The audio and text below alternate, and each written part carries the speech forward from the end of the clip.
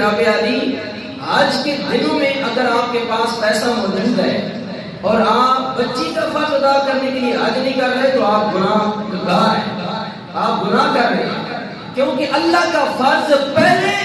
بچی کا فرض بعد میں ہے۔ پہلے تجھ پر حج فرض ہو رہا ہے تو وہ ادا کر،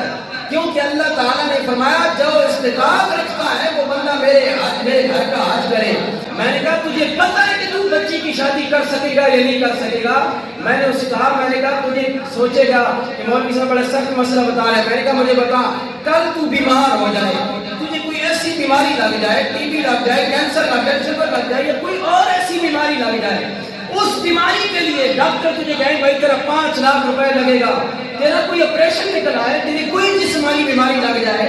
تو اپنی بیماری کو دور کرنے کے لیے، اپنے جسم کو شفا دینے کے لیے یہ پیسہ لگا دے گا کہ نہیں لگا دے گا؟